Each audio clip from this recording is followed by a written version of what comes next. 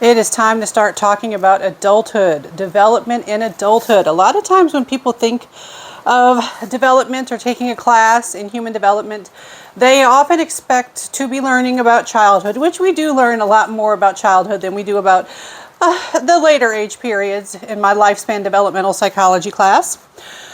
And one thing about adulthood and discussing development is it's a really long span of time, and there's tremendous diversity in terms of what types of experiences people are having. Unlike earlier stages where people didn't have a whole lot of choice in terms of what they experienced, like things like going to school. Well, society and the law and your parents kind of force you to do that. And so going to kindergarten or first grade at a particular time, it's this shared experience that a lot of people have. And then you get into emerging adulthood, and you start to see some of that diversity. Like, not everybody goes to college. Some people will get married when they're in emerging adulthood, and many people won't. Some people will have certain work experiences, go to the military. You'll see those differences, but definitely looking at adulthood, there is tremendous diversity in terms of which experiences people have and when they have them. Let's just start off by talking about adulthood. So there are different barriers that you can put and say, this is when adulthood begins, this is when it ends. The textbook I'm using for this class, because it's not always the same in every textbook, but the textbook I'm currently using has it as 4 decades. Remember when we would just do 9 months at a time or 2 years at a time? We are now having 4 decades as one developmental stage or phase. And this goes from about age 25 to about age 65. Many people would consider a 25-year-old as different than a 65-year-old or 64-year-old. It's all adulthood. All right. And some textbooks I'll see it referred to as middle adulthood, but this book it just says, adulthood with no qualifiers in front of it.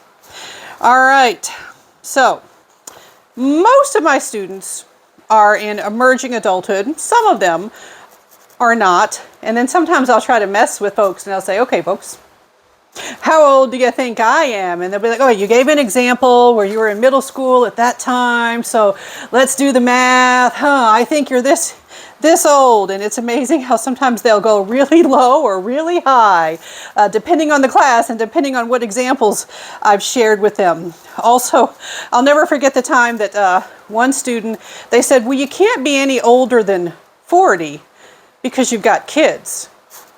And at that moment, I'm like, people who are over 40 can have kids. And they're like, yeah, no. I mean, given that given how old your kids are, you got to be younger than 40. And I was like, oh, and I was older than 40 at the time. It's like, nope, think you've got it a little bit wrong. All right. By the way, at the moment of this recording, how old am I? This happens in adulthood. Once you get past your 21st birthday, you kind of lose track of all the individual ones. Am I 46 or 47? I'm still 46. I turned 47 this year, right? Yeah, I turned 47 this year. It hasn't happened yet. It's soon, in a few months. Okay, I don't know how old I am. I'm just old. Too old to be taken seriously by younger folks. There we go. There it works. All right, and so, interestingly, 30 to 65-year-olds, and I can attest to the truth of this, they feel 5 to 10 years younger than their chronological age. Sometimes I feel much younger. Sometimes I still feel like I'm in my 20s. I will have those shocking moments. I'll see somebody I went to high school with. I'm like, why do they look old? Or some celebrity I had a crush on. They'll be like, oh, where are they now? And they show them. I'm like,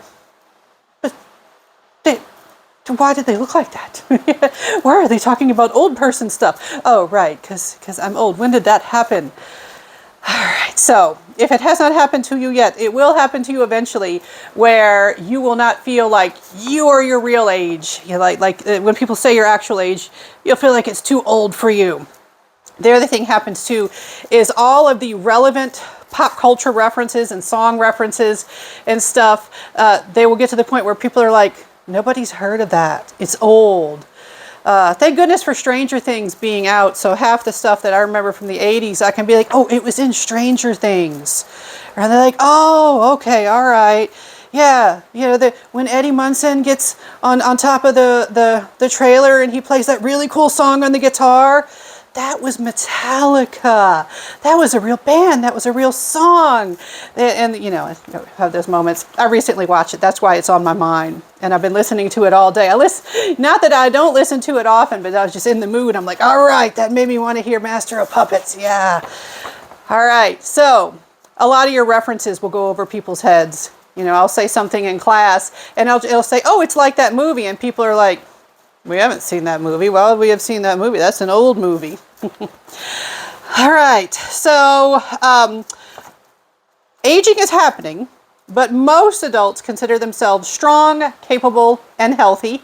And according to the textbook that I use, adults aged 26 to 60 contribute more to society than any other age group. Because, I mean, you think about it, they are typically employed. They are healthy enough that they can contribute in many ways, you know, physically for volunteer work and assisting family and things like that. A lot of them are, not all, but a lot of them are parents, and they are contributing by taking care of younger individuals or teaching younger individuals, raising younger individuals. And so there are a lot of contributions that are made during adulthood. That being said, the first chapter on adulthood is about physical and then brain and cognitive development. And so we have to address some of the physical changes. Now, I am going to skip some. Since this is a psychology class, I'm going to sort of give the short version so I can get to the stuff about the brain and thinking differences and lifestyle differences and whatnot.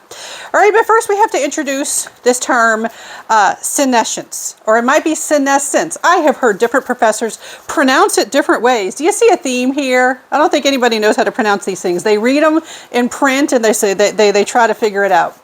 All right, so I say senescence. And this is basically your aging process. It's the gradual physical decline during which the body becomes less strong and efficient. Your body gets older, it starts to wear down essentially, and that's the senescence process. Everybody's going through that. Now, when someone's 25, it might not be particularly noticeable that physical aging is happening, but as you age, the more years you are alive, the further you get into adulthood, you start to see more noticeable signs. Like, hey, I used to be able to do that exercise with no problem. Now it's hard. Wait, did my knee just pop going up the stairs? When did that happen? What are these grays in my hair? Is that a wrinkle? You know, you start to see the signs happening. You go to the doctor and they might start paying attention to things more because they know that your body is, it's starting to have that slow physical decline, even in healthy individuals. All right, the next video for the adulthood series is going to have to deal with brain changes with age.